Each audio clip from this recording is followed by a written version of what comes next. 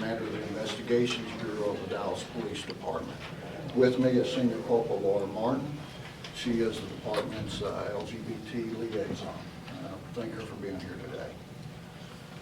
During the early morning of June 29, 2014, both the Cathedral of Hope Church, located at 5910 Cedar Springs, and the Legacy of Love Monument, located at 3798 Cedar Springs, were spray painted with the number 666 in red. Today I'm announcing an arrest in these offenses. Richard Paul Sheridan, S-H-E-R-I-D-A-N, a white male, 7/17/46, has been arrested and booked into the Dallas County Jail for both offenses. After an indictment by the grand jury and upon the issuance of a warrant for his arrest, Mr. Sheridan was arrested at his place of residence this afternoon without incident. Both charges are state jail felonies due to the type of structure that was defaced by the paint. In one case, a place of worship, and in the other, a public monument.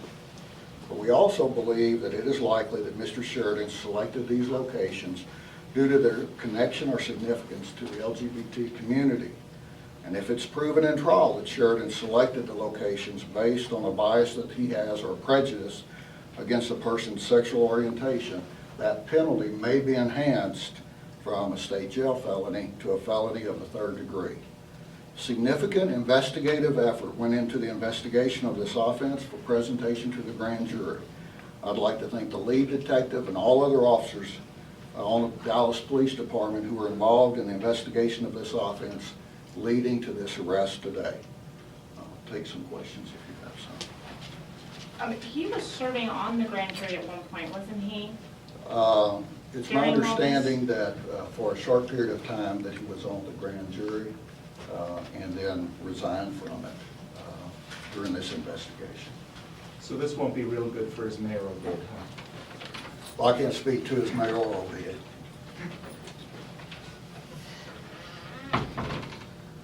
Anything else? I'm sorry, what was the exact charge again? Graffiti. The charge is a graffiti charge. There's no It's, like hate crime? Well, we filed it as a hate crime. In order for the enhancement to take effect, there has to be an affirmative finding during the trial by either the judge or a jury that the crime was committed due to the defendant's bias or prejudice against the property or the person that is the subject of what the crime they committed based on their sexual orientation. Did he say why he was doing this or why he did this? We've talked to him several times in some interviews that we've conducted, and I can't tell you that, can't really get into those interviews other than to say that at no time did he admit to being the person that committed these offenses, but he also did not deny that to be the case either.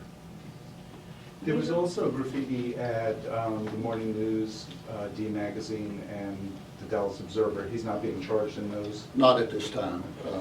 There were about 12 other places that night Some of our that biases had 666 placed on them, but these places are places that fall for us to bring a good case, being a place of worship and a public monument. They're a couple of the better cases for us to bring, and also to prove up any special circumstance like bias or prejudice.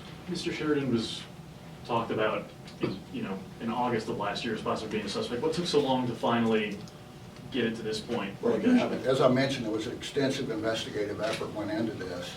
Everything from multiple interviews with Mr. Sheridan to tracking down videos at all of these different locations to waiting, for a grand jury to hear it. So there was a number of things that went into it. It was a very significant and important investigation for us, and we want to make sure it was done right. And then working with the DA, we were able to get a positive conclusion when it came to the grand jury referral.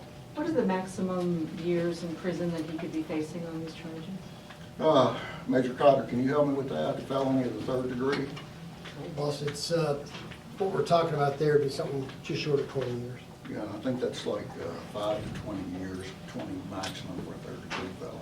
What would be the message for the members of the LGBT community that they were very upset about this situation, especially in Cathedral of Hope and also at the Legacy Monument for the Well, Dallas Police Department? You know, a couple of messages. You know, one, these type of crimes that appear to be targeting people based on, you know, their sexual orientation or because of their race or their religion, those type of crimes are important to the police department to solve so that we can send a message that everybody is inclusive in the police community.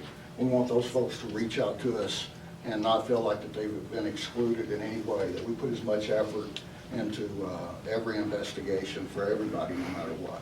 We want them to know that. He gave interviews, I think I remember, talking about the fact that he was a suspect. Is there anything you can say about sort of his attitude and interviews that were conducted with him? You know, for those of you who have seen Mr. Sheridan address the council, you can kind of answer that question yourself by just looking at some of the things that he has addressed to the city council, some of his beliefs, some of the flyers that he has handed out to the council and in the community. And, you know, in reality, you know, some of the things that he has done, some of the flyers he's passed out, some of the comments that he's made to members of the media, those were all things that were brought to our attention very quickly that helped us to begin to focus this investigation on him. One more question. Can you talk a little bit more about, you know, that this person was found on a bicycle near City Hall, and take us through what happened and how you So, found it? you know, we did have the video, you know, besides some of the original kind of tips that we got from members of the media and the community that, you know, that he had a fairly anti-gay stance, and that he had made some flyers before that used 666 on them. We also had some video of an individual on a bicycle. Mr. Sheridan does indeed own a bicycle, and so that helped us in that. The interviews that we conducted with him were key to helping to get this indictment, along with search warrants that allowed us to gather some property and do some other investigative techniques that tends to prove that he's responsible for these offenses. Thank you, Chief. Anything else, sir?